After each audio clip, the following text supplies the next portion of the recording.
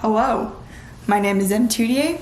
I have a studygram, and I'm not ready to show my face yet. Let me try that again. Hello, my name is Emily. I have a studygram called Fude, and today I'm going to be telling you guys about how I take notes. Part 1. So why is it only part 1? Perhaps you're wondering. So the reason that this is only part 1 is because my note-taking style kind of changes every single time I take notes. But after some critical thinking and analysis, I managed to boil my note-taking styles down to 3 main categories. And today we're going to be going over the first of them, which is the most simple and straightforward. This is basically the note-taking style that I would use if I were going to take notes in a lecture, or if I'm just honestly feeling lazy that day. But before we get started, I do want to disclaim a couple of things. The first thing I want to disclaim is that this may not work for you. I'm not selling this as some blanket cure-all for all of your academic concerns when it comes to note-taking. But I do feel like this is a method that has worked for me. If that works for you, then great. If it doesn't, that's cool too. Number 2, this is not a style of note-taking that I have pioneered or that I came up with personally. The first person I can remember sharing notes with this style was definitely Jasmine from Study Quill. Anyway, before this intro gets too long, let's get into the video. Stay tuned!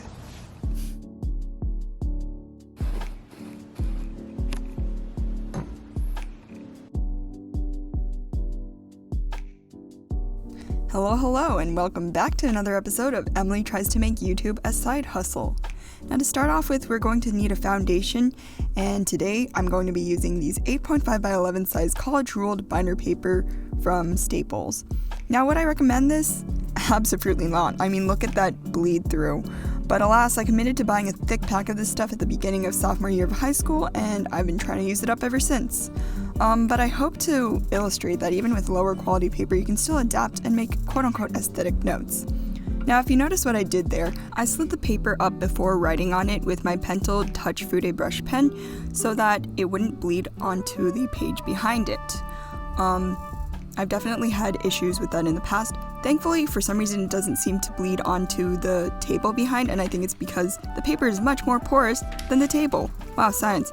But anyway, what's arguably more important than the title is the course and the date, which I pop up in the top left and the top right corner. Because even if you forget to write the title, the course and the date will always lead you to it. For these notes, I like to follow a very simple hierarchy. First, you have a heading that has no bullet point, like you literally just write on the line, and then below it is the first bullet point, which I place just a tiny bit to the right of where the heading above it started. And then if I want to elaborate on said bullet point, I use a dash and place it a little bit to the right of where the bullet point text began, about the same space as if you were indenting at the start of a new paragraph. And then to elaborate more on the dash, I use a hooked arrow and also indent that a little bit to the right. For the purpose of clarity, you can see here that I've left a little bit of space before I start the next bullet point, but I only do this if I've had a few dashes or hooked arrows that fall underneath the former bullet point. Because if I only happen to have bullet points with no elaborations, then I wouldn't want to leave the space in between because it would just distance them too much. As I'm creating the next block of bullet points, dashes, and hooked arrows, I like to compare with the block above and ask myself, am I indenting the same amount? Because too much variance in that spacing is going to make my notes look less clear, and as a fanatically anal studygram, of course I wouldn't want that. Now when it comes to taking notes on vocabulary words, if they stand alone, then I put them on their own line with their own bullet point. And then I write the word, and then a dash, and then the definition. Pretty simple. Often when taking notes, there may be a diagram or a visual that I want to note down. So in these cases, I always try to fit it on the right side of the page, because not only does it look nicer to fill up that white space, it also saves paper to use up that white space and not just keep going down. Also in this right side area, I may put notes about the diagram or any other information that I want to have stand out.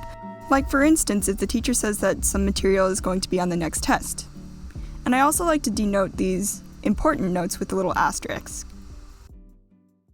Good news, everyone! It is time for the fun part. And today we will be using the Studygram cult classic, the Zebra Mildliner. Like seriously, everyone literally goes nuts for these. Myself definitely included. Alternatively, you could use the other love of my life, the Crayola Supertip, but for today's look, we're gonna choose Team Mildliner, particularly because the chisel tip of the Mildliner survives the roughness of the paper a lot better. For these notes, I limit myself to just one color, because TBH, I just can't be bothered. So first I'm doing the highlight banner for the title, and I'm just doing a straight line across the page, skipping over the title. After that, I highlight across the page for every heading, and in the process I try to actively think about and remember the topics that I have touched upon during that note-taking session. This helps a lot with review. I know this is like hella extra, but admittedly I may lengthen a title a little bit to take up a little more white space and look a little more aesthetic. While that may not be necessary, what is necessary is maintaining hierarchy. And in that case, that means actively paying attention to my notes to realize that what I'm highlighting right now is secondary to the title above it that went across the page, which is why it only goes partway across the page. I also take care to highlight my vocabulary words, and then I'll switch to the bulleted side of the Mildliner to underline any important information. Now, I know this isn't totally in line with a note-taking style, since you can really do this with any kind of paper, but because I've gotten a lot of questions about it, I wanted to quickly talk about the bleeding and ghosting of ink on this pretty standard American loose-leaf paper. Note that if you're going to use a cheaper paper, it will very likely have quite a bit of ghosting and bleeding, which I think is why I've gotten a lot of questions about whether I write on the back of my notes or not. And generally, I do. I find that if you write over the bleeding and ghosting, it's a lot less noticeable than you might think, and even less so in the picture after editing.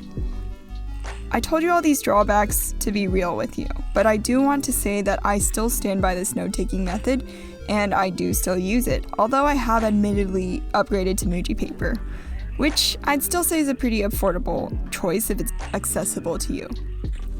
I mean, either way, it is a pretty solid note-taking method in my humble opinion.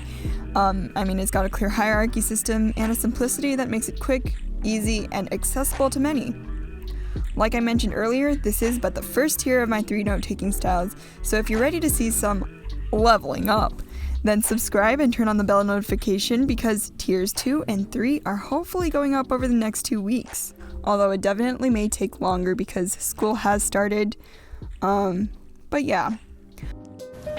Hello again. So thank you guys all so much for watching. I hope that this video helped you in any way, shape, or form, or that you enjoyed watching. I hope to see you in a future video. And if you're still watching this, just know that you are a true homie.